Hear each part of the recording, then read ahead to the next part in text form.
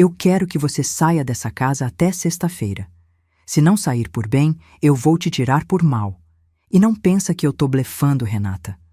Amanhã cedo eu vou na delegacia e você vai ver o que acontece com mulher que não sabe o lugar dela. Ele falou isso encostado no batente da porta do quarto, com o dedo indicador apontado para o meu rosto, como se eu fosse uma funcionária que ele tivesse acabado de demitir. O Gustavo nem levantou a voz. Esse era o pior tipo de ameaça dele. A ameaça calma, calculada, dita com aquele meio sorriso de quem já decidiu tudo sozinho.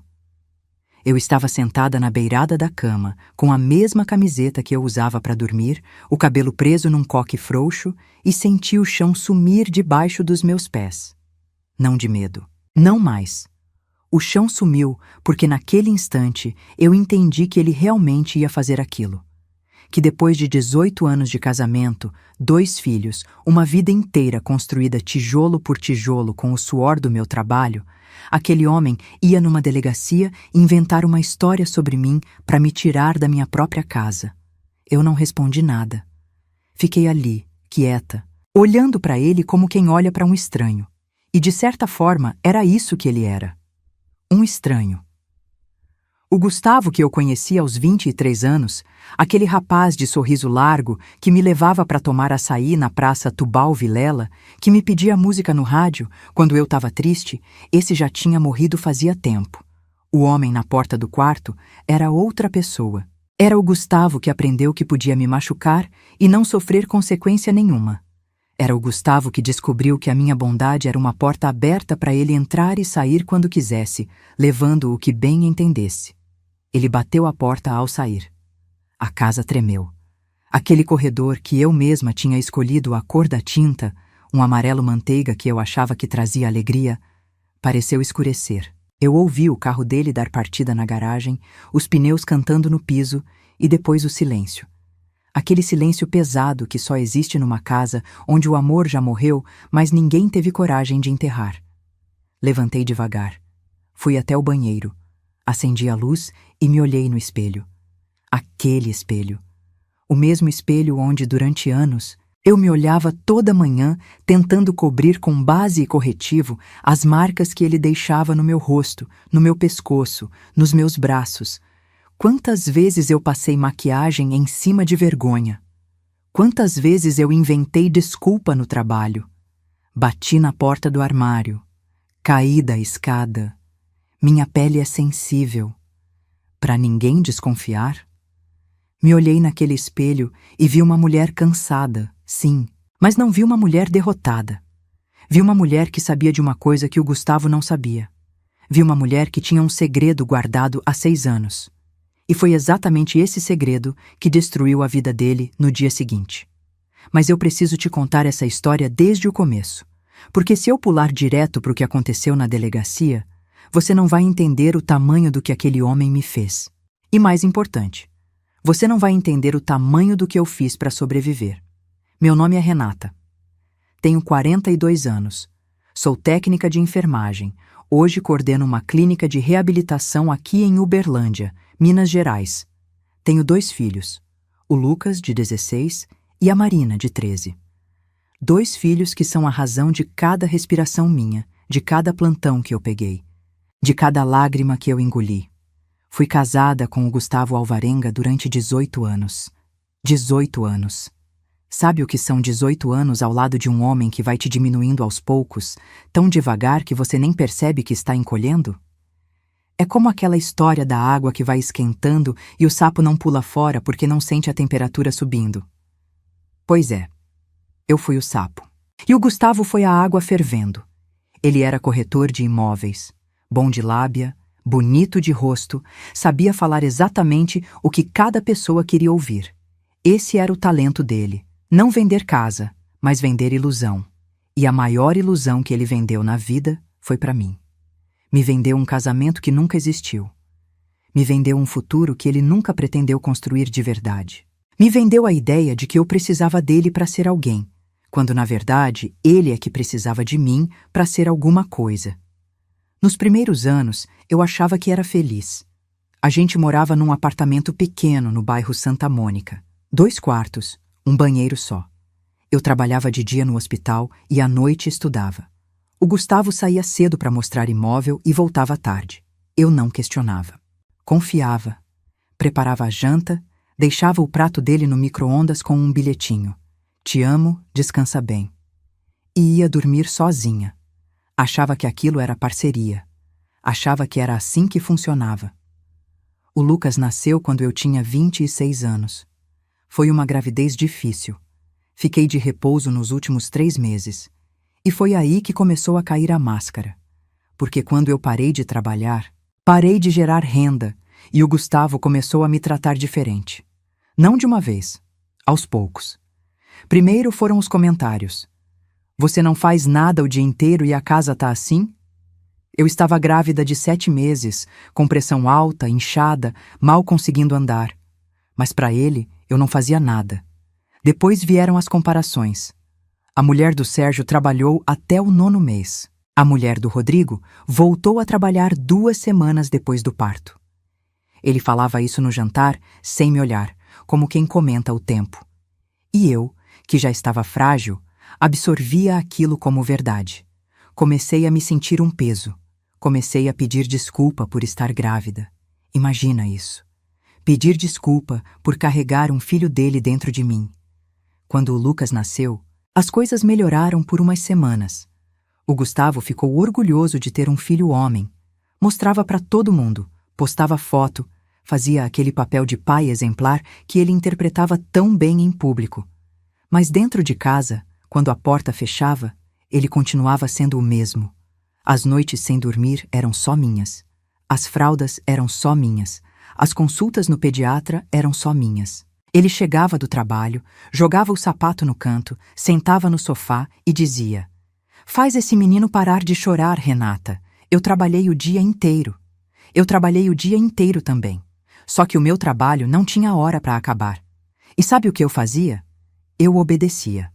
Eu pegava o Lucas no colo, ia pro quarto, fechava a porta e ninava o menino até ele dormir. E depois eu chorava baixinho, sentada no chão, com o bebê no peito, me perguntando onde foi que eu errei. Porque quando a gente vive com alguém que nos diminui todo dia, a gente para de questionar a pessoa e começa a questionar a si mesma. Isso é o veneno mais lento que existe. O tempo foi passando. A Marina nasceu 3 anos depois. Mais uma gravidez difícil, mais um parto sofrido, mais meses de cuidado sozinha. E o Gustavo, nessa altura, já nem disfarçava mais. Ele saía de casa na sexta e voltava no domingo. Me mandava mensagem: "Tô com cliente." Eu sabia que não era cliente. Eu sentia o perfume diferente quando ele voltava. Sentia o cheiro de outro shampoo no cabelo dele. Mas eu não falava nada. Sabe por quê? Porque eu tinha medo. Medo de perder a casa. Medo de perder a estabilidade. Medo de criar 2 filhos sozinha numa cidade onde eu não tinha ninguém além da minha mãe. Ah, minha mãe. Dona Sônia. 68 anos hoje. Essa mulher é minha rocha. Aposentada, viúva, mora num apartamento simples no bairro Presidente Roosevelt. Ela sempre desconfiou do Gustavo, desde o começo. Esse menino tem olho de gato, Renata. Olho que brilha no escuro, mas some de dia. Eu não ouvia. Achava que era implicância de sogra. Mas mãe sente as coisas. Mãe tem um radar que a gente só entende quando vira mãe também. E foi a minha mãe que fez a coisa mais importante da minha vida sem que eu soubesse. Mas isso eu vou te contar mais pra frente. O que eu preciso que você entenda agora é o seguinte. Quando o Gustavo disse que ia na delegacia registrar queixa contra mim, ele não estava fazendo isso porque eu fiz alguma coisa errada. Ele estava fazendo isso porque eu finalmente fiz alguma coisa certa. Eu disse não. Pela primeira vez em 18 anos, eu olhei nos olhos dele e disse: "Eu não vou sair da minha casa. Essa casa é minha tanto quanto sua, e se você quer separar, a gente separa na justiça, como gente civilizada." E para um homem como o Gustavo, ouvir não de uma mulher, especialmente de mim, que sempre disse sim para tudo, foi como levar um tapa na cara. Ele não aceitou. Não porque ele me amava. Não porque ele queria salvar o casamento. Ele não aceitou porque perder o controle sobre mim significava perder o controle sobre o patrimônio. porque aquela casa no bairro Jardim Caraíba, avaliada em R$ 1.200.000, tinha sido comprada com o meu dinheiro também. Porque o lote comercial na BR-050, que valia 300 mil, estava no nome dele, mas foi pago com o dinheiro da herança do meu pai. Porque os 280 mil do carro e dos investimentos tinham o meu suor misturado. O Gustavo não queria se separar de mim. O Gustavo queria se separar do compromisso de dividir o que era nosso. Ele queria ficar com tudo. E para isso, ele precisava me transformar na vilã. Precisava que eu saísse de casa. Precisava que eu parecesse louca, perigosa, desequilibrada. E o primeiro passo do plano dele era ir até uma delegacia e registrar uma queixa falsa dizendo que eu tinha ameaçado ele, que eu tinha quebrado coisas dentro de casa, que eu era uma mulher violenta e instável. Ele saiu de casa naquela noite com essa certeza, de que ia chegar na delegacia, contar a versão dele e voltar para casa com um papel na mão, me obrigando a sair. Ele achou que ia ser fácil, que bastava ser homem, falar bonito e apontar o dedo para mim. O que ele não sabia é que 6 anos antes, numa noite que eu tentei apagar da memória, mas que o sistema da polícia não apagou, eu tinha ido naquela mesma delegacia. Com o olho roxo, com o lábio cortado, com marcas no braço. Eu tinha ido lá tremendo, chorando, mal conseguindo falar, e uma delegada jovem, recém-chegada na cidade, tinha me atendido. Tinha fotografado cada marca. Tinha me levado para o IML. Tinha registrado tudo, tudo. E essa delegada, 6 anos depois, estava de plantão quando o Gustavo entrou pela porta da frente com aquele sorriso de quem tem certeza de que vai ganhar. Ela digitou meu nome no sistema. E o passado voltou como uma avalanche. Se você quer descobrir o que a delegada encontrou naquele sistema, o que ela disse para o Gustavo e como a vida dele desmoronou em questão de minutos, se inscreva agora no canal e ativa o sininho, porque o que aconteceu a seguir, ninguém poderia imaginar. Deixa seu like se você já passou por algo parecido. E comenta de onde você está assistindo, porque essa história está só começando e a vingança foi servida gelada. Eu conheci o Gustavo num sábado de outubro de 2005. Eu tinha 23 anos e ele tinha 27. Era aniversário de uma amiga minha, a Fernanda, que fazia enfermagem comigo na faculdade. A festa foi num sítio alugado perto de Indianópolis, uns 40 minutos de Uberlândia. Tinha piscina, churrasqueira, som alto tocando aquele sertanejo universitário que fazia sucesso na época. Eu não queria ir. Tinha prova na segunda-feira, estava cansada de um plantão que tinha pegado na sexta e o pouco dinheiro que eu tinha no mês já estava contado. Mas a Fernanda insistiu tanto que eu acabei cedendo. Vai, Renata, você só estuda e trabalha. Precisa viver um pouco. E eu fui. Me arrumei com o que tinha de melhor. Uma calça jeans, uma blusinha branca de alcinha, um batom vermelho que minha mãe tinha me dado de presente. Peguei carona com outra colega e fui. Ele estava encostado na cerca do sítio, conversando com um grupo de homens, segurando uma latinha de cerveja. Camisa polo azul marinho, cabelo penteado para o lado, aquele sorriso largo que mostrava todos os dentes. Bonito. Eu não vou mentir. O Gustavo era bonito. Tinha aquele jeito de quem sabe que é bonito, mas finge que não sabe, o que é pior ainda, porque te dá a impressão de que ele é humilde. Nossos olhos se cruzaram quando eu desci do carro. Ele levantou a latinha como se fosse um brinde, sorriu, e eu senti o rosto esquentar. Desviei o olhar e fui procurar a Fernanda. Não demorou meia hora para ele aparecer do meu lado. Puxou conversa perguntando se eu era amiga da Fernanda, o que eu fazia, de onde eu era. Falei que era de Uberlândia mesmo, que estudava enfermagem e trabalhava como auxiliar num hospital. Ele disse que era corretor de imóveis, que o mercado estava crescendo, que tinha planos grandes. Falou sobre investimentos, sobre comprar terreno, sobre visão de futuro. E eu, que vinha de uma família simples, meu pai era motorista de ônibus e minha mãe costureira, fiquei impressionada. Não pelo dinheiro em si, mas pela segurança com que ele falava. Parecia um homem que sabia para onde estava indo. E eu, naquela época, não sabia nem se ia conseguir terminar a faculdade. A gente dançou naquela noite. Ele me puxou pela mão quando tocou aquela música do Leonardo, Pense em Mim, e me segurou pela cintura como se a gente já se conhecesse há anos. O cheiro dele era de perfume amadeirado, misturado com cerveja e fumaça de churrasco. Eu encostei a cabeça no ombro dele e pensei: é esse. Que inocência a minha. Que inocência terrível. Começamos a namorar 2 semanas depois. Ele me buscava no hospital depois do plantão, me levava para comer pastel na feira do bairro Osvaldo Rezende, me ligava toda noite antes de dormir. Nos primeiros 6 meses, o Gustavo foi o homem que toda mulher sonha. Presente, atencioso, carinhoso. Me dava flores sem motivo. Me mandava mensagem no meio do dia dizendo que estava com saudade. Me apresentou para a família dele como a mulher da minha vida. A mãe dele, Dona Mércia, me abraçou e disse: cuida do meu filho, que ele é um bom menino. Eu prometi que ia cuidar. E cuidei. Por 18 anos eu cuidei daquele homem como se ele fosse feito de cristal. A gente casou em 2007, num cartório no centro de Uberlândia. Cerimônia simples, sem festa grande. Eu de vestido branco comprado numa loja popular do bairro Centro. Ele de terno emprestado do cunhado. A aliança era fina, de ouro 10 quilates, comprada em 12 vezes no cartão. Mas eu estava feliz. Eu acreditava que aquilo era o começo de uma vida boa. E por um tempo foi. A gente alugou o apartamentinho no Santa Mônica. 2 quartos, uma salinha, cozinha americana. Eu arrumei aquele apartamento com tanto carinho que parecia uma casa de revista, cortina que eu mesma costurei com tecido que sobrou do ateliê da minha mãe. Almofadas que eu bordei nas noites de folga. Um vasinho de violeta na janela da cozinha que eu regava toda manhã antes de sair para o trabalho.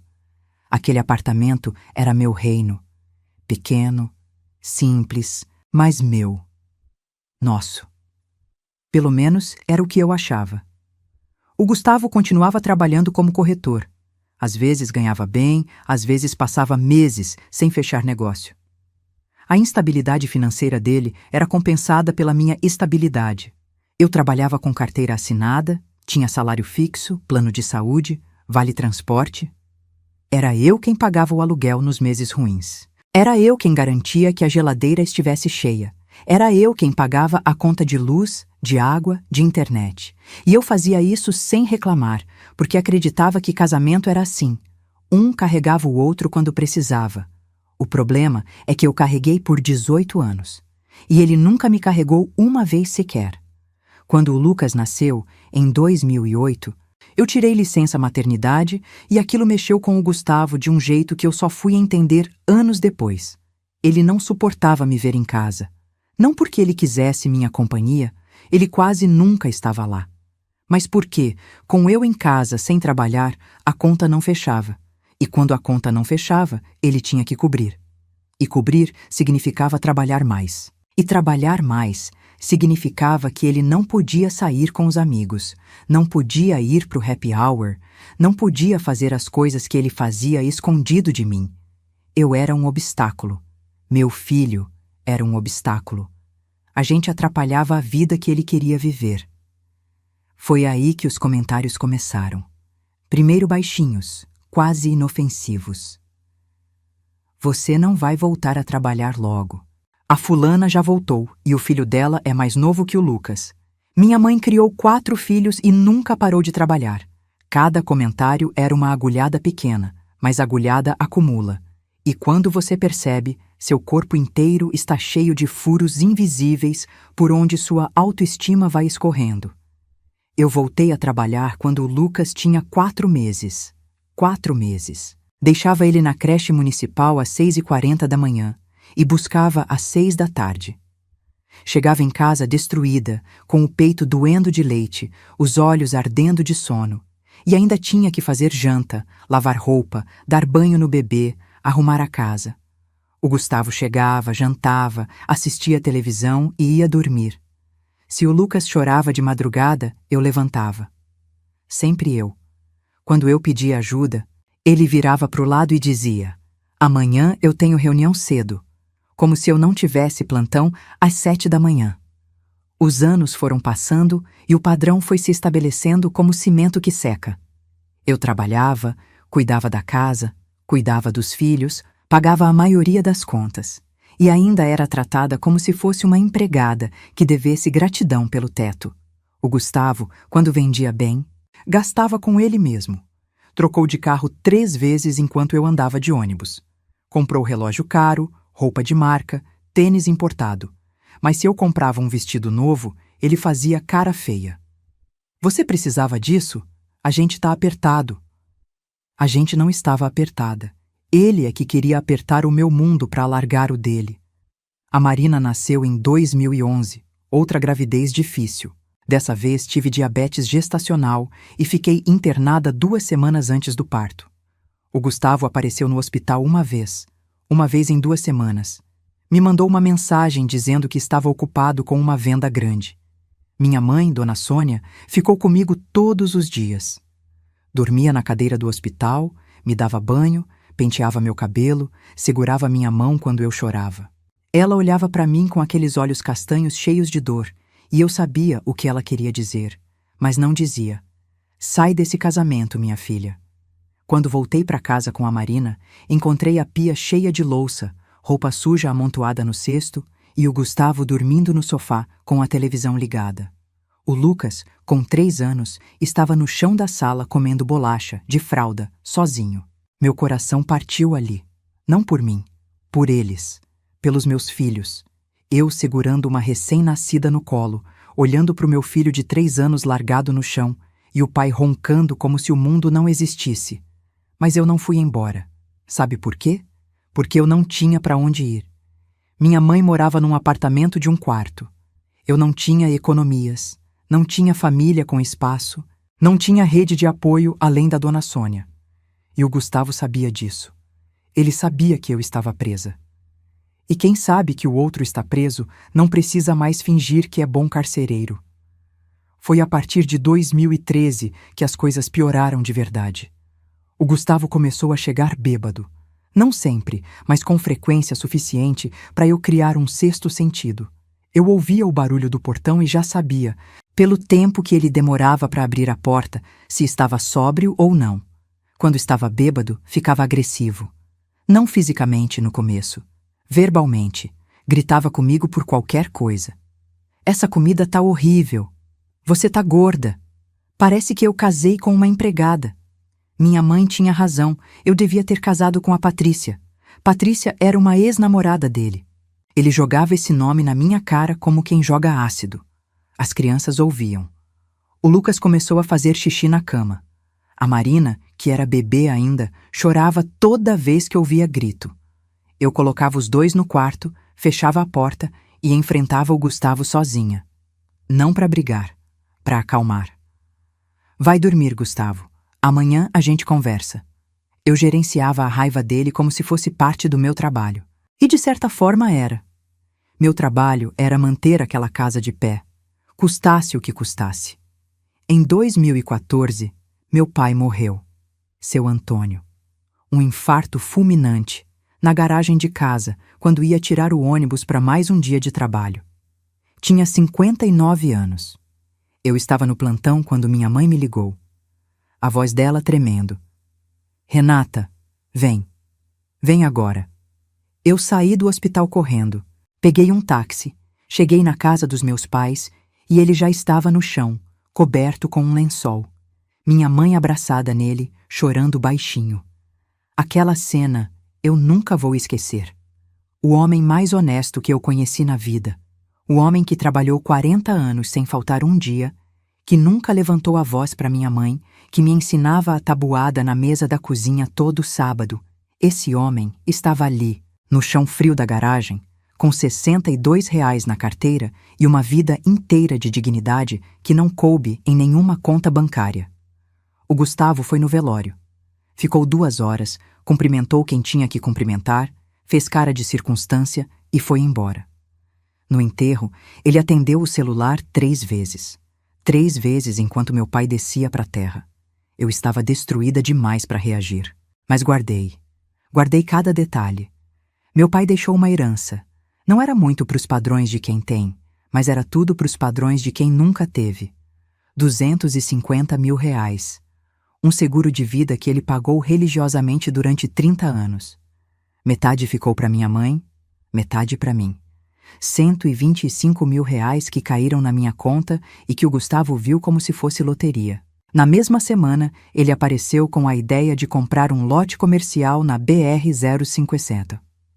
É investimento, Renata. Vai valorizar o triplo em 5 anos. Eu não queria. Aquele dinheiro era do meu pai, era sagrado. Mas ele insistiu tanto, pressionou tanto, fez tanta conta no papel mostrando como ia ser bom para a família, que eu cedi. Transferi 120 mil reais para a conta dele. Ele comprou o lote. No nome dele. Só no nome dele. Eu fui idiota? Fui. Mas não fui idiota por burrice. Fui idiota por amor. E por exaustão. Porque quando você está tão cansada de brigar, às vezes é mais fácil dizer sim do que aguentar mais uma noite de gritos. E então veio a noite de 2019. A noite que mudou tudo. A noite que eu tentei apagar, mas que ficou gravada no meu corpo, na minha memória e no sistema da Delegacia da Mulher de Uberlândia. Era uma quinta-feira de julho. Frio. Aquele frio seco do Triângulo Mineiro que racha os lábios e resseca a garganta. O Gustavo chegou bêbado. Muito bêbado. Mais do que o normal. Eu estava na cozinha esquentando leite para Marina, que tinha 8 anos e não conseguia dormir. Ele entrou pela porta dos fundos, tropeçou no degrau e já veio gritando. Não lembro exatamente o que ele disse. Alguma coisa sobre a casa estar bagunçada, sobre eu ser inútil, sobre ele estar cansado de carregar essa família nas costas. A ironia. Ele, que nunca carregou nada além do próprio ego. Eu pedi para ele falar baixo. As crianças estavam acordadas. A Marina estava ali, atrás de mim, agarrada na minha camiseta, com os olhos arregalados. E foi quando eu disse, "Fala baixo, Gustavo", que ele perdeu o controle. Ele avançou em mim. Me empurrou contra o fogão. Meu cotovelo bateu na borda da panela quente e eu queimei o braço. Gritei de dor. A Marina começou a chorar, e ele não parou. Me segurou pelo cabelo, me puxou para a sala, me jogou no chão. Me deu um tapa no rosto que fez meu lábio estourar. Senti o gosto de sangue na boca, quente, metálico, misturado com lágrimas. Ele ficou em cima de mim gritando coisas que eu não quero repetir. Coisas que nenhuma mulher deveria ouvir. Coisas que nenhum ser humano deveria dizer para outro. O Lucas apareceu na porta da sala. 16 anos na época. Não, 11. 11 anos. Um menino. E ele viu tudo. Viu o pai em cima da mãe. Viu o sangue no meu rosto. Viu a irmã chorando. E ele fez a coisa mais corajosa que alguém já fez por mim. Ele gritou, para, sai de cima da minha mãe!" E avançou no Gustavo. Empurrou o pai com toda a força de um menino de 11 anos. O Gustavo cambaleou, olhou para o filho com aquele olhar de quem não reconhece o próprio sangue e saiu. Pegou as chaves, saiu pela porta e sumiu. Eu fiquei ali, no chão da sala, sangrando, com meus 2 filhos chorando abraçados em mim. A Marina repetia, "Mamãe, mamãe, mamãe." O Lucas segurava minha mão e dizia, "A gente vai ficar bem, mãe. Eu tô aqui." 11 anos. Meu filho tinha 11 anos e já estava cuidando de mim. Minha mãe chegou meia hora depois. Eu liguei para ela tremendo. Ela veio de táxi, entrou em casa, me viu e não disse uma palavra. Pegou gelo, limpou meu rosto, fez curativo no meu braço queimado, colocou as crianças na cama e depois sentou do meu lado e disse, "Agora chega, Renata, agora chega." Ela me levou na Delegacia da Mulher naquela mesma noite. Eu não queria ir, eu tinha vergonha, eu tinha medo, mas minha mãe segurou meu braço e disse uma frase que eu nunca mais esqueci. Vergonha é dele. Medo é o que ele quer que você sinta. Você vai lá e vai contar a verdade. E eu fui. Cheguei na delegacia tremendo, com o rosto inchado, o braço enfaixado, os olhos vermelhos. Uma delegada jovem me atendeu. Doutora Cláudia Figueiredo. Morena, cabelo preso, olhos firmes, mas gentis. Ela olhou para mim e disse, "Senta aqui, minha querida. Respira. Você está segura agora." E pela primeira vez em muito tempo, eu me senti segura. Ela registrou tudo, cada detalhe. Fotografou meu rosto, meu braço, meu pescoço onde tinha a marca dos dedos dele. me encaminhou para o IML, onde o legista documentou cada lesão com precisão clínica. Voltei na delegacia, assinei o boletim de ocorrência e a doutora Cláudia me olhou nos olhos e disse: Renata, isso aqui é a sua proteção. Não deixa ninguém te convencer a desistir. Mas alguém me convenceu. O próprio Gustavo. Ele apareceu 3 dias depois, sóbrio, de banho tomado, com um buquê de rosas e os olhos vermelhos de chorar. Ajoelhou na minha frente, segurou meus pés e disse que ia mudar. Que ia parar de beber. Que ia ser o pai que os filhos mereciam. Que ia ser o marido que eu merecia. E eu, que estava destruída, exausta, sozinha, acreditei. Mais uma vez, eu acreditei na ilusão que ele vendia melhor do que qualquer imóvel. Retirei a queixa. Assinei o papel. A doutora Cláudia me olhou com uma tristeza que eu nunca esqueci. Não disse nada, apenas assentiu e guardou o processo. Mas o que eu não sabia, o que eu só descobri 6 anos depois, é que minha mãe, Dona Sônia, foi na delegacia no dia seguinte, sem eu saber. Ela foi lá e pediu cópia de tudo. Do boletim de ocorrência, do laudo do IML, das fotos. A doutora Cláudia não podia entregar para ela legalmente, mas disse uma coisa. A senhora não precisa da minha cópia. Tudo isso está no sistema, e o que está no sistema não se apaga. E minha mãe entendeu, mas ela fez mais. Ela guardou as fotos que ela mesma tirou naquela noite com o celular dela. Guardou as receitas médicas dos remédios que eu tomei depois. Guardou os bilhetes que o Gustavo me mandava pedindo desculpa, porque pedido de desculpa por escrito é confissão. Guardou tudo numa pasta de plástico azul, dentro do guarda-roupa dela, atrás das cobertas. Durante 6 anos, aquela pasta ficou ali, esperando. Como uma bala no tambor de um revólver que ninguém sabia que estava carregado. E essa bala, essa pasta azul, esse processo arquivado no sistema, estava prestes a ser disparada na cara do Gustavo Alvarenga, na manhã em que ele entrou naquela delegacia, achando que ia destruir minha vida. Naquela manhã, depois que o Gustavo saiu de casa, prometendo que ia na delegacia acabar comigo, eu fiquei uns 10 minutos parada no banheiro, olhando para o espelho. 10 minutos que pareceram 1 hora. Eu ouvia o barulho do relógio da sala, o tic-tac constante que marcava cada segundo daquela vida que eu tinha deixado acontecer comigo. E ali, naquele banheiro frio, com a luz amarela batendo no meu rosto cansado, eu tomei uma decisão. Não foi uma decisão de raiva, não foi de desespero. Foi uma decisão fria, calculada, silenciosa, do mesmo tipo que ele fazia comigo.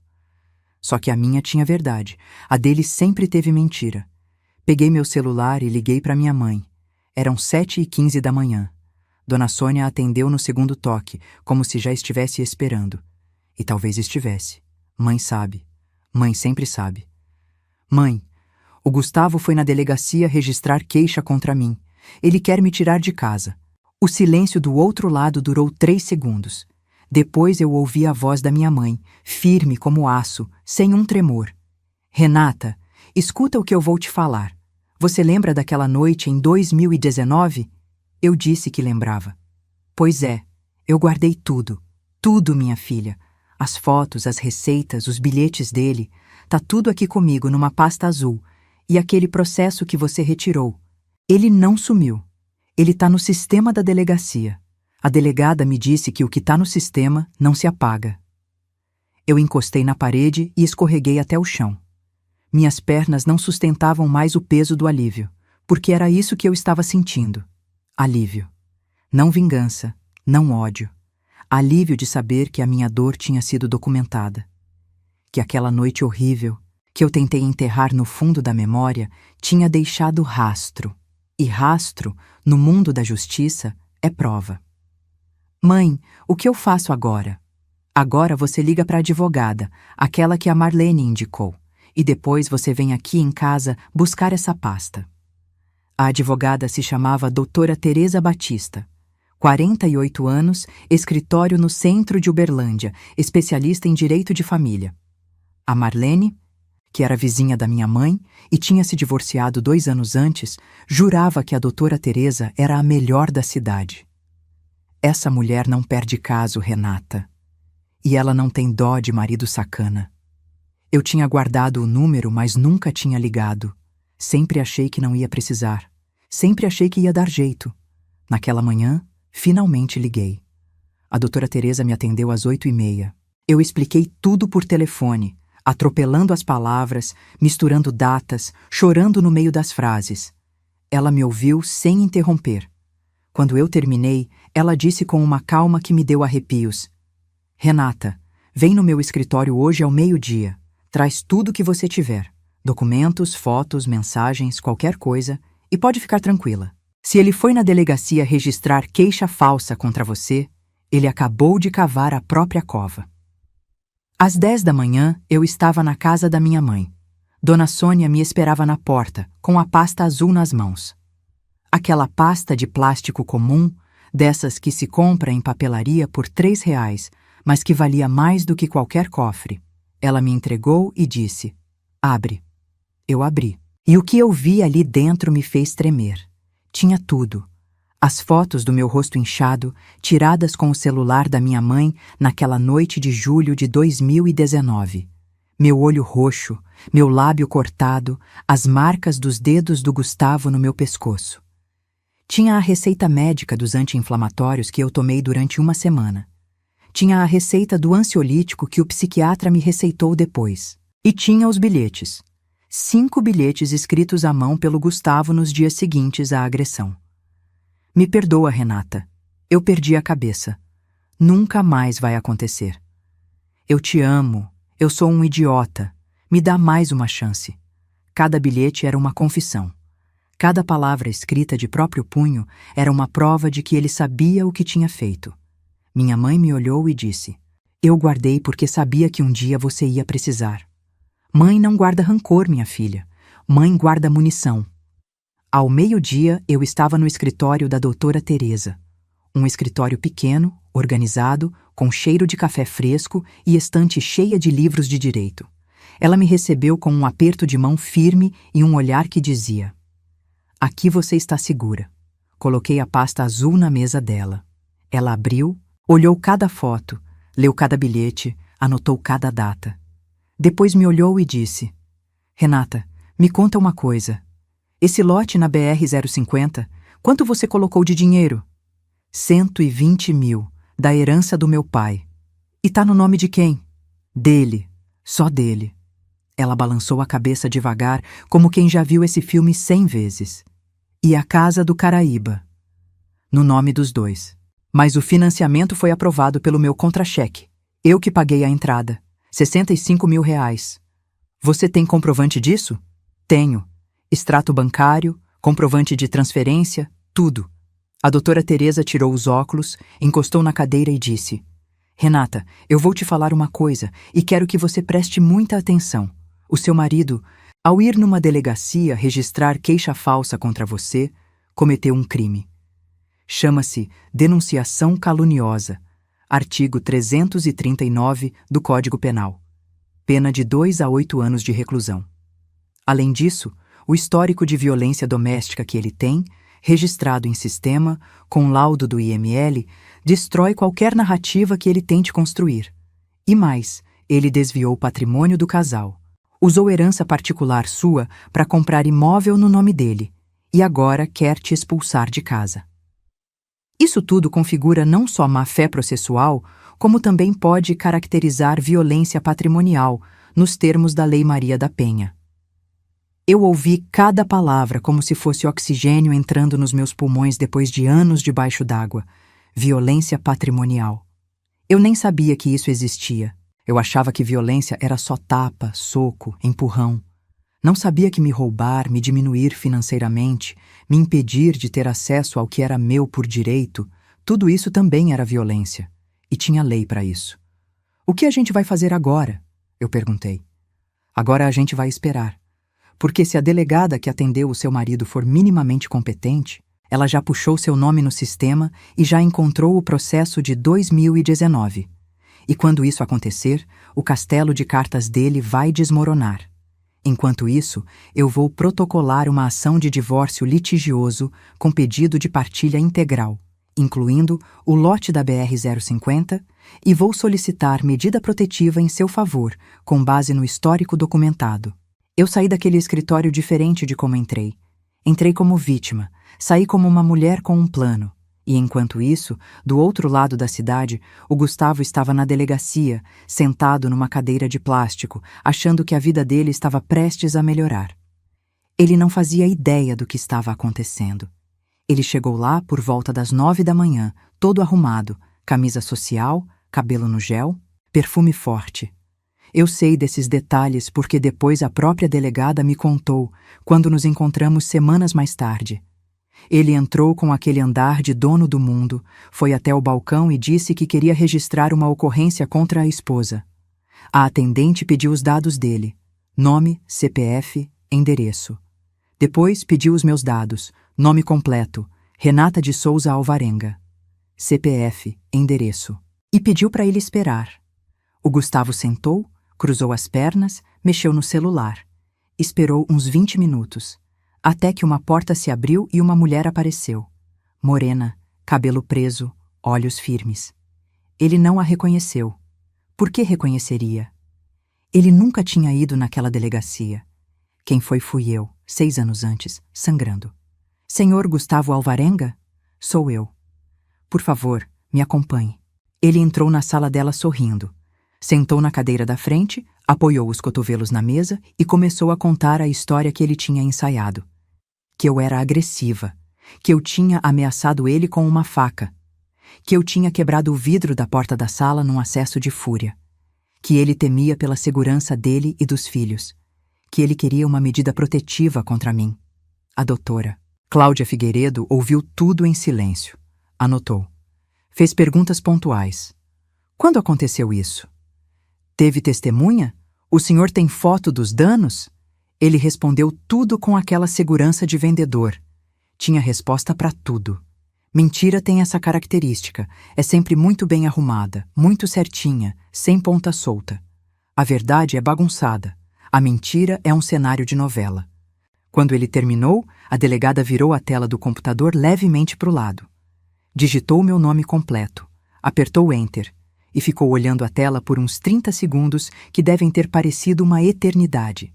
Depois, sem levantar os olhos da tela, ela disse: Senhor Gustavo, antes de a gente continuar, eu preciso que o senhor me explique uma coisa. Ele deve ter sentido alguma coisa mudar no ar, porque, segundo a delegada, o sorriso dele diminuiu. Claro, doutora, o que a senhora quiser saber. Ela girou a tela do computador para ele. O senhor pode me explicar por que a sua esposa, Renata de Souza Alvarenga, registrou um boletim de ocorrência nesta mesma delegacia, em julho de 2019, contra o senhor, por lesão corporal no âmbito de violência doméstica, com laudo do IML documentando equimose periorbital, laceração labial, queimadura de 2º grau no antebraço direito e marcas de contenção no pescoço? O silêncio que se fez naquela sala, segundo a doutora Cláudia, foi o tipo de silêncio que ela já tinha visto dezenas de vezes na carreira. O silêncio de um homem que percebe que a mentira acabou. O Gustavo empalideceu. A delegada me contou que a cor sumiu do rosto dele como se alguém tivesse puxado um ralo.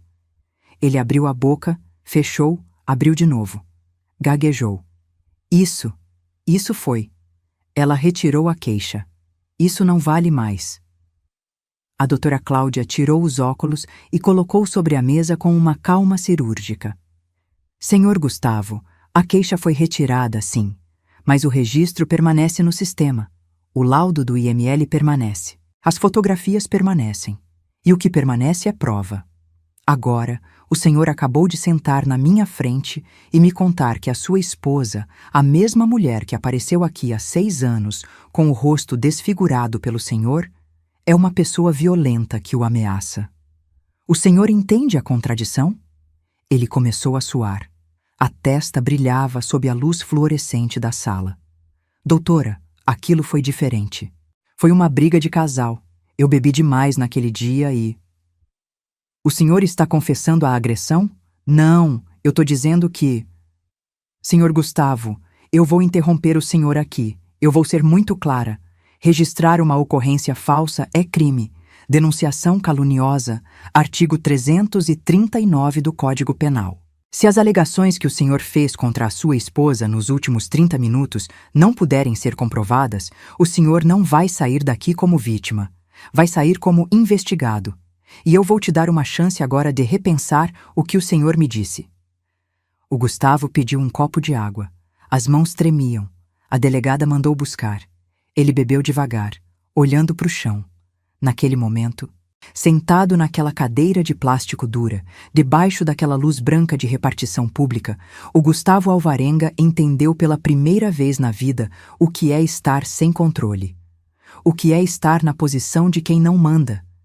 O que é sentir medo de uma mulher, não de mim, mas da doutora Cláudia, que segurava nas mãos o poder de virar a vida dele do avesso. Ele tentou recuar. Disse que talvez tivesse exagerado.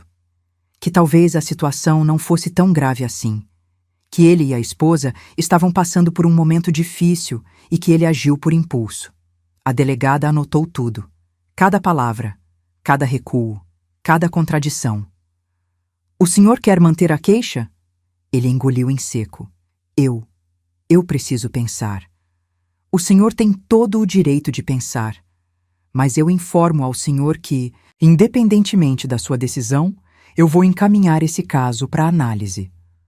Porque o que eu tenho aqui na minha frente é um histórico de violência doméstica documentado contra a sua esposa e uma tentativa do senhor de registrar uma queixa que, até o momento, não tem nenhuma evidência material. Eu sugiro que o senhor procure um advogado. O Gustavo saiu da delegacia sem registrar nada. Saiu pela mesma porta por onde entrou, mas não era o mesmo homem. O homem que entrou era o Gustavo que controlava tudo, que manipulava tudo, que achava que podia moldar a realidade na base da mentira. O homem que saiu era um homem que tinha acabado de descobrir que o passado não se apaga, que a verdade dorme, mas não morre, e que às vezes a justiça demora, mas quando chega, chega com força. Ele voltou para casa naquela tarde com uma cara que eu nunca tinha visto. Pálido, calado, com olheiras que pareciam ter nascido em questão de horas. Entrou sem falar comigo. Trancou-se no escritório. Eu ouvi ele fazendo ligações. Voz baixa, nervosa, entrecortada. Estava ligando para o advogado dele, para o irmão, para a mãe. Estava tentando montar um plano B, porque o plano A tinha explodido na cara dele. Mas ele não sabia que o meu plano A estava apenas começando. Porque enquanto ele estava na delegacia tomando o susto da vida dele, a doutora Teresa já tinha protocolado a ação de divórcio. E junto com a ação, ela anexou o pedido de medida protetiva, a solicitação de partilha, incluindo o lote da BR-050, e uma petição para bloqueio cautelar dos bens em nome dele para evitar que ele vendesse, transferisse ou escondesse qualquer patrimônio. Naquela noite, eu coloquei as crianças para dormir. Fiz carinho no cabelo do Lucas até ele fechar os olhos. Cantei baixinho para Marina até ela pegar no sono. Depois fui para o banheiro, olhei no espelho e, pela primeira vez em muito tempo, eu não quis desviar o olhar. Eu me olhei de verdade. Vi as olheiras, vi as rugas precoces, vi os fios brancos que tinham nascido antes da hora, mas vi também uma coisa nova nos meus olhos. Uma coisa que eu tinha perdido há tanto tempo que já nem lembrava como era. Vi coragem e sussurrei para o espelho tão baixo que só eu ouvi. Agora é minha vez, Gustavo. As semanas que se seguiram foram as mais silenciosas da minha vida dentro daquela casa. O Gustavo e eu vivíamos como dois fantasmas que dividiam o mesmo corredor. Ele dormia no escritório, num colchão inflável que ele mesmo comprou. Eu ficava no quarto do casal, que pela primeira vez em 18 anos era só meu. As crianças sentiam a tensão.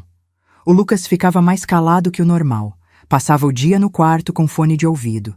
E quando eu perguntava se estava tudo bem, ele respondia com um aceno de cabeça que dizia mais do que qualquer palavra. A Marina me abraçava toda noite antes de dormir e sussurrava: "Mãe, o pai vai embora?"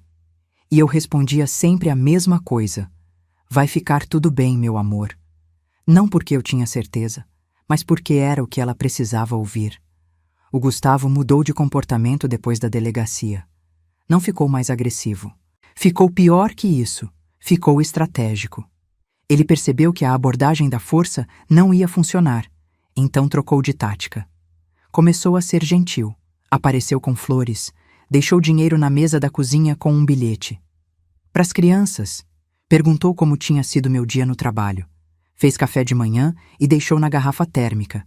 Era o Gustavo de 2005 de novo. O rapaz do sorriso largo que me conquistou na festa da Fernanda. Só que agora eu enxergava por trás da máscara. Agora eu sabia que cada sorriso dele era um movimento de xadrez. Ele não estava sendo gentil porque me amava. Estava sendo gentil porque estava com medo. E ele tinha razão de estar com medo.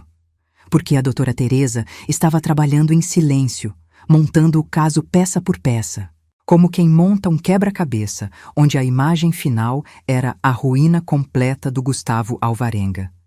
3 semanas depois da ida dele à delegacia, eu recebi uma ligação da doutora Teresa no meio do meu turno na clínica.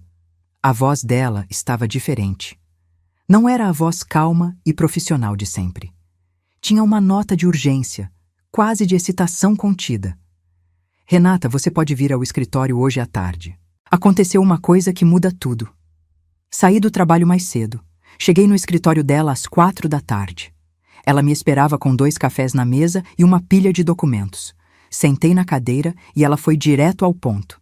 Renata, quando eu entrei com o pedido de bloqueio cautelar dos bens, o juiz determinou que o Gustavo apresentasse uma declaração completa de patrimônio. Ele apresentou. E mentiu. Ele declarou a casa do Caraíba e o carro. Só. Não declarou o lote da BR-050. Não declarou uma conta de investimento que ele tem no banco com R$95 mil. E não declarou um apartamento. Um apartamento? Um apartamento de 2 quartos no bairro Saraiva. Comprado há 3 anos, registrado no nome da mãe dele, Dona Mércia, mas pago integralmente por ele. Transferências mensais da conta dele para a conta da mãe, que repassava para o financiamento. Eu consegui os extratos bancários através de uma ordem judicial. Eu senti o sangue sumir do rosto, não pelo apartamento em si, mas pelo que aquele apartamento significava. 3 anos. Há 3 anos ele estava comprando um imóvel escondido. Há 3 anos ele estava planejando uma saída. Há 3 anos ele estava preparando um ninho para onde ir quando decidisse me descartar. Ou pior, um ninho que ele já estava usando. Tem mais, a doutora Teresa continuou, e eu vi nos olhos dela que o mais era grande. Eu pedi para uma assistente investigar o apartamento. Quem mora lá é uma mulher chamada Jéssica Duarte, 29 anos. Ela e o Gustavo mantêm um relacionamento há pelo menos 3 anos. Tem fotos dos 2 juntos nas redes sociais dela. Em restaurante, em viagem, em churrasco de família. Ele levou essa mulher para conhecer a mãe dele, Renata. A Dona Mércia conhece. A Dona Mércia ajudou a esconder. Eu não chorei. Eu queria ter chorado, porque chorar alivia. Mas a dor era tão profunda que as lágrimas não alcançavam. Era como se alguém tivesse enfiado a mão dentro do meu peito e arrancado o último pedaço de ilusão que ainda restava ali. Não era a traição que doía mais. Era a arquitetura da traição, o planejamento, a frieza. O fato de que enquanto eu pagava as contas da nossa casa, trabalhava dobrado, criava os filhos dele, ele estava montando uma vida paralela com outra mulher num apartamento comprado com dinheiro que era nosso. Com dinheiro que tinha o suor do meu pai misturado. Os 95 mil da conta de investimento, eu perguntei com a voz rouca. De onde veio? A doutora Teresa abriu um extrato e apontou. Ao longo dos últimos 4 anos, ele desviou valores da conta conjunta de vocês. Transferências pequenas, de 2 mil, 3 mil, 5 mil reais por vez. Nunca o suficiente para chamar atenção. Mas ao longo de 4 anos, somou 95 mil reais. Além disso, tem os valores que ele recebia de comissão por fora, que nunca entraram na conta conjunta. Ele depositava direto numa conta separada. 4 anos me roubando. 4 anos tirando pedacinhos do que era nosso e escondendo num cofre que só ele conhecia. Enquanto eu economizava no supermercado, enquanto eu comprava roupa no brechó, Enquanto eu adiava a ida ao dentista porque estava apertado, ele estava empilhando dinheiro para viver uma vida paralela com uma mulher 13 anos mais nova que eu. O que acontece agora? Eu perguntei. Agora acontece o seguinte: ele mentiu em declaração judicial. Isso é crime. Ele ocultou o patrimônio do casal durante o processo de divórcio. Isso é fraude processual. Ele desviou recursos da conta conjunta sem o seu consentimento. Isso é apropriação indébita. E ele está mantendo um imóvel oculto no nome de interposta pessoa, a própria mãe, para fraudar a partilha. Renata, o Gustavo não cavou uma cova. Ele cavou um abismo.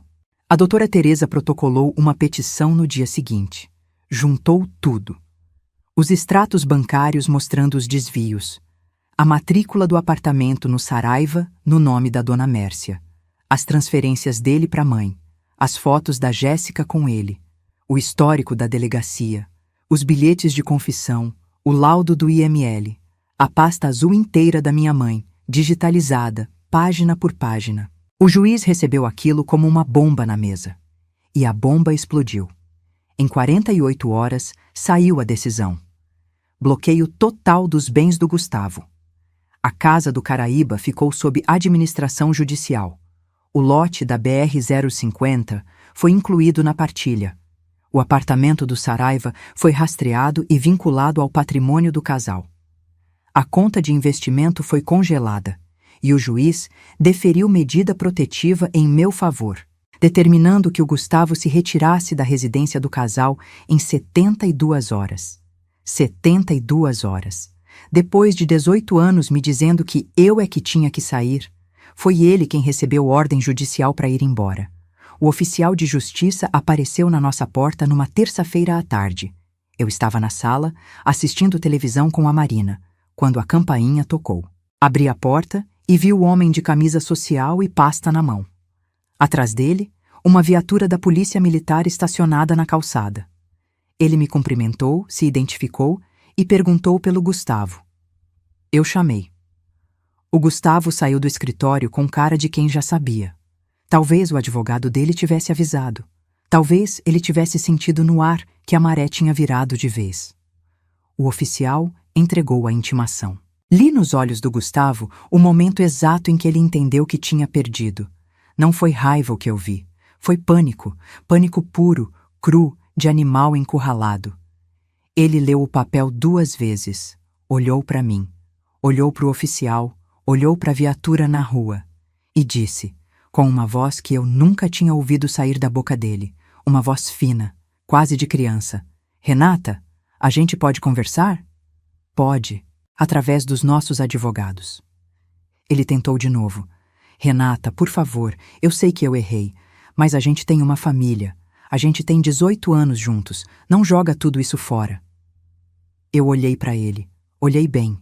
Olhei para aquele homem que um dia me fez dançar num sítio em Indianópolis, que me prometeu o mundo e me deu um inferno, que me bateu, me roubou, me traiu, me humilhou, e que agora estava ali, na sala da minha casa, pedindo clemência como se clemência fosse algo que ele tivesse algum dia me oferecido. Gustavo, 18 anos. 18 anos eu aguentei. 18 anos eu fiquei quieta.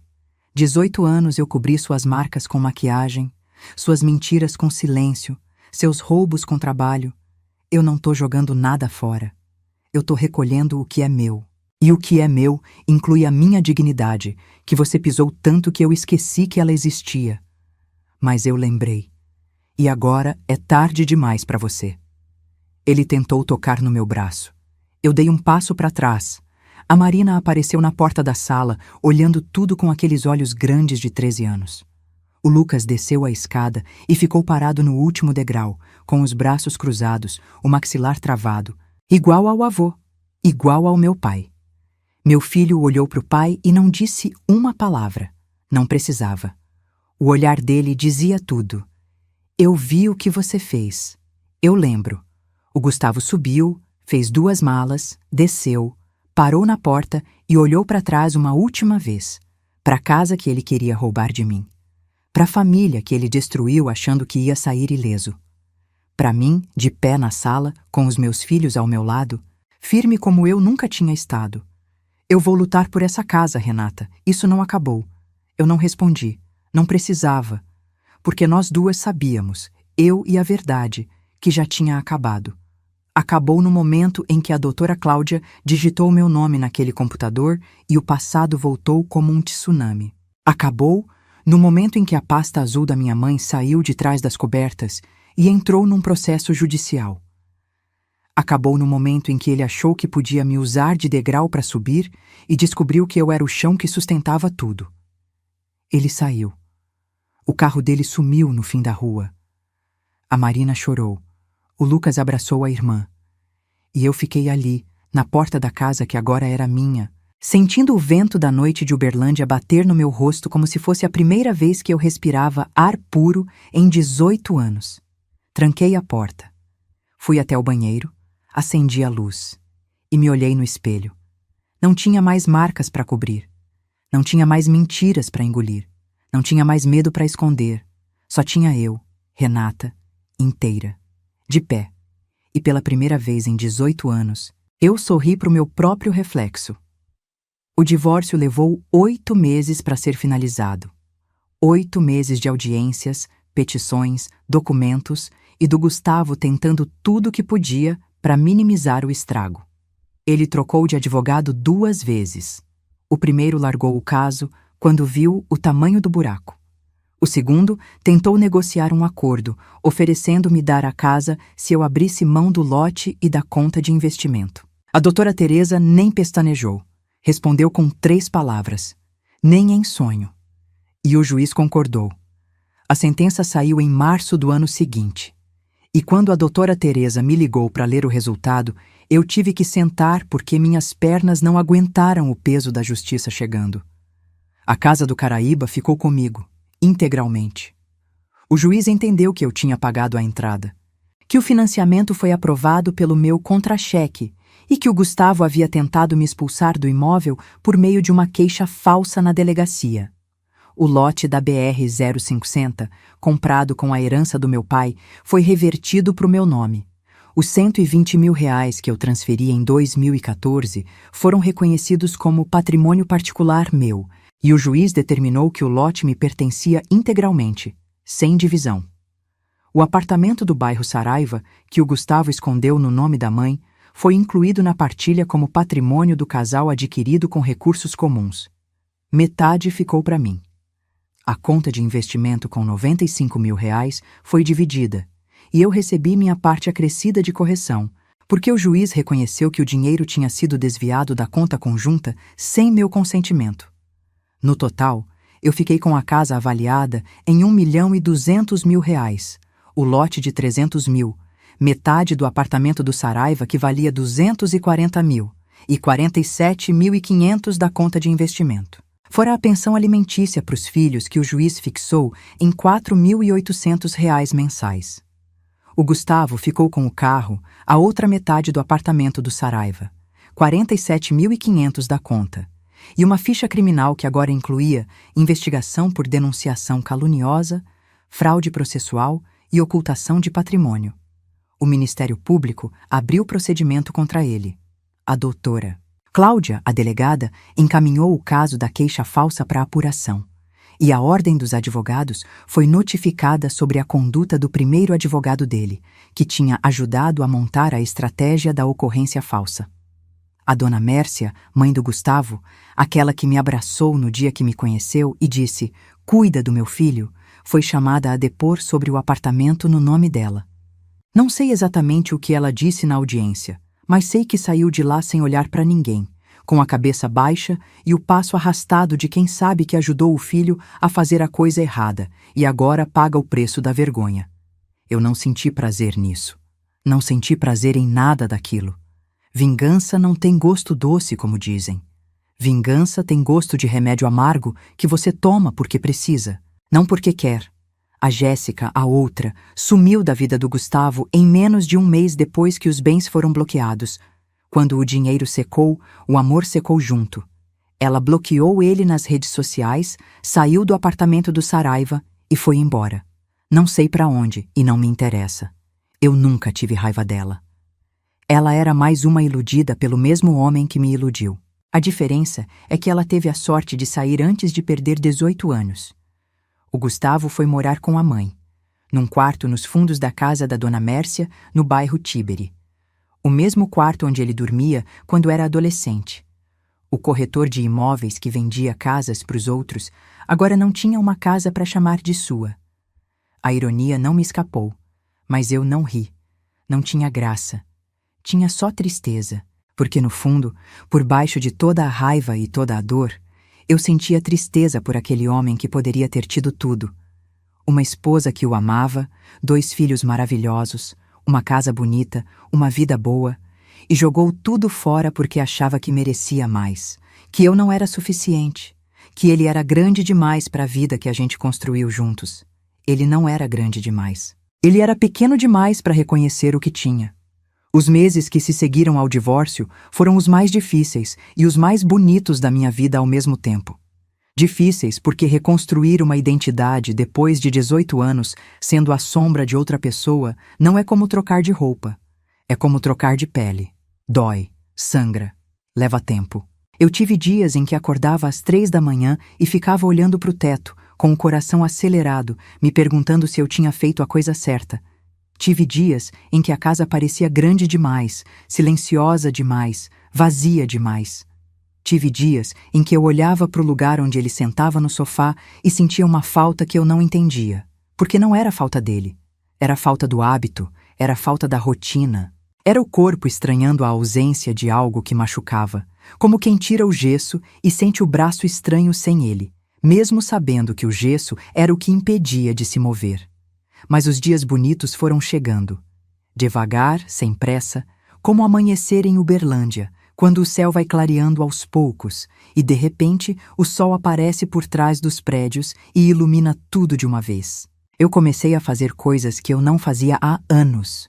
Cortei o cabelo curto, na altura do queixo, num salão do centro que eu sempre passava na frente, mas nunca entrava porque o Gustavo dizia que preferia cabelo comprido. Comprei roupas que eu queria usar, não as que ele aprovava. Pintei a parede da sala de um azul claro que eu sempre quis, mas que ele dizia que era cor de hospital. Troquei as cortinas, troquei os lençóis, troquei o cheiro da casa. Comprei velas aromáticas de lavanda e acendia toda noite depois que as crianças dormiam. Sentava na varanda com um chá de camomila e ficava ali, em silêncio, ouvindo os grilos e sentindo o vento morno do cerrado no rosto. E aquele silêncio não era mais o silêncio pesado de uma casa onde o amor morreu. Era o silêncio leve de uma casa onde a paz finalmente se mudou. O Lucas floresceu. Não tem outra palavra. Ele floresceu. As notas na escola subiram. Ele entrou para o time de vôlei do colégio. Começou a sorrir mais, a falar mais, a trazer amigos para casa. Um dia, ele chegou da escola e disse: "Mãe, a professora pediu para a gente escrever sobre a pessoa que mais admira. Eu escrevi sobre você." Eu segurei as lágrimas até ele subir para o quarto. Depois chorei tanto que achei que ia secar. A Marina se abriu como uma flor que finalmente recebe sol. Parou de ter pesadelos. Parou de roer as unhas. Começou a fazer aula de dança no centro comunitário do bairro e descobriu que tinha talento. Eu ia assistir toda a apresentação, sentava na primeira fileira, batia a palma até a mão doer. Numa dessas apresentações, ela olhou para mim do palco no meio da coreografia e piscou. Um gesto pequeno que carregava o mundo inteiro. Era ela dizendo: "Eu tô bem, mãe. A gente tá bem." Minha mãe, Dona Sônia, continuou sendo minha rocha. Ela vinha na minha casa todo domingo. Trazia bolo de fubá feito no forno a lenha que ela mantinha no quintal do apartamento. Não me pergunte como, porque eu também não sei. E a gente sentava na cozinha e conversava por horas. Sobre a vida, sobre os netos, sobre meu pai. Ela me contava histórias do seu Antônio que eu nunca tinha ouvido. De como ele a pediu em namoro com um bilhete escrito na contracapa de um caderno. De como ele nunca esqueceu um aniversário de casamento em 40 anos. De como ele segurava a mão dela no ônibus todo dia, mesmo depois de décadas juntos. E eu ouvia e pensava: era isso que eu merecia. Era isso que existia. Eu só tinha procurado no lugar errado. No trabalho, eu fui promovida. Depois de 15 anos como técnica de enfermagem, aceitei o cargo de coordenadora da clínica de reabilitação onde eu trabalhava. Aumento de salário, horário melhor, mais responsabilidade. Meu chefe, o Dr. Marcos, me chamou na sala dele e disse: Renata, faz tempo que eu queria te oferecer esse cargo. Você é a pessoa mais competente dessa clínica. Só estava esperando você perceber isso. E eu entendi que não era só o Gustavo que me diminuía. Eu também me diminuía. Eu também acreditava que não era capaz, que não merecia, que era pouco. E quando eu tirei o peso dele das minhas costas, descobri que eu conseguia andar mais rápido, subir mais alto, ir mais longe do que jamais imaginei. 6 meses depois do divórcio, eu vendi o lote da BR-050, R$320 mil. Mais do que os 300 que ele valia na avaliação, porque o mercado tinha aquecido. Com esse dinheiro, eu quitei o restante do financiamento da casa, abri uma poupança para os estudos do Lucas e da Marina e guardei o resto. Cada centavo daquele dinheiro carregava a memória do meu pai, do seu Antônio, o motorista de ônibus que trabalhou 40 anos para deixar algo para os filhos. E eu juro, pela memória dele, que aquele dinheiro foi e será usado com a dignidade que ele sempre teve. Hoje, enquanto eu conto essa história para vocês, eu estou sentada na varanda da minha casa. A mesma casa que o Gustavo tentou me tirar. A mesma casa onde eu apanhei, onde eu chorei, onde eu quase me perdi. Mas que agora é outra casa. Porque eu sou outra mulher. O espelho do banheiro ainda é o mesmo. Mas o reflexo mudou. Quando eu me olho nele agora, de manhã, antes de sair para o trabalho, eu não procuro marcas para cobrir. Eu procuro motivos para sorrir. E eu encontro. Todo dia eu encontro. Eu não sei o que vai ser do Gustavo. Sei que ele está respondendo a processos. Sei que perdeu a carteira de corretor temporariamente por causa das irregularidades financeiras que vieram à tona. Sei que a Jéssica foi embora. Sei que ele mora com a mãe. Sei que ele liga para os filhos de vez em quando e que o Lucas atende por educação e a Marina atende porque ainda tem esperança de que o pai mude. Talvez ele mude. Talvez não. Não é mais problema meu. Meu problema agora é decidir que cor eu pinto o quarto da Marina, porque ela quer lilás e eu acho que rosa ficaria melhor, e a gente tá nessa negociação há 2 semanas e nenhuma das duas cede. Meu problema agora é convencer o Lucas a me ensinar a usar aquele aplicativo de música que ele vive escutando, porque eu quero fazer uma playlist para ouvir no carro. Meu problema agora é escolher o bolo de aniversário da minha mãe, que vai fazer 69 anos e que merece a maior festa do mundo por ter sido a mulher que guardou a pasta azul que salvou minha vida. Problemas bons, problemas de gente viva, problemas de gente livre. Se você me perguntasse hoje o que eu aprendi com tudo isso, eu diria uma coisa simples. Nenhuma mulher deveria precisar apanhar para aprender o próprio valor. Nenhuma mulher deveria precisar ser roubada para descobrir o que é dela por direito. Nenhuma mulher deveria precisar perder 18 anos para entender que merecia mais desde o primeiro dia. Mas se você está aí, ouvindo essa história, e se identificou com alguma parte, com o silêncio, com o medo, com as desculpas que a gente inventa para ficar, eu quero que você saiba de uma coisa. O dia que você decide sair é o primeiro dia do resto da sua vida. E o resto da sua vida pode ser lindo. Eu sou a prova. A doutora Cláudia, a delegada, me mandou uma mensagem uns meses depois de tudo acabar. Dizia assim: Renata, eu nunca esqueci de você, nem naquela noite em 2019, nem no dia que o seu marido sentou na minha frente achando que ia te destruir. Você é mais forte do que imagina. E eu fico feliz que o sistema, dessa vez, tenha funcionado. Eu li aquela mensagem e chorei. Chorei de gratidão. Porque se aquela mulher não tivesse registrado tudo com tanto cuidado 6 anos antes, se ela não tivesse estado de plantão naquele dia específico, se o destino não tivesse colocado ela ali naquela hora exata, talvez essa história tivesse um final diferente. Talvez eu estivesse na rua, sem casa, sem filhos, sem nada. Talvez o Gustavo tivesse vencido, mas ele não venceu. Porque a verdade não se apaga. Porque mãe não esquece. Porque mulher que levanta do chão levanta com a força de todas as que vieram antes dela. Meu pai, seu Antônio, costumava dizer uma frase que eu nunca entendi quando era criança. O mundo é redondo, filha. Tudo que vai, volta. Eu entendo agora, pai. Entendo cada palavra. Tudo voltou. Se essa história tocou seu coração, se você se identificou em algum momento dessa jornada, deixe seu comentário aqui embaixo, contando de onde você está assistindo e o que mais tocou você. Compartilhe esse vídeo com aquela amiga, prima, vizinha, que precisa ouvir essa mensagem. Que dignidade não se negocia, que amor próprio vem primeiro e que nunca é tarde para recomeçar. Deixa seu like, se inscreve no canal e ativa o sininho para não perder as próximas histórias. Porque aqui a gente não conta histórias vazias. A gente conta histórias que transformam, que curam, que lembram você de quem você realmente é. Uma mulher forte, capaz e merecedora de todo o amor do mundo. Um abraço apertado no seu coração e lembre-se, você é mais forte do que imagina. Até a próxima.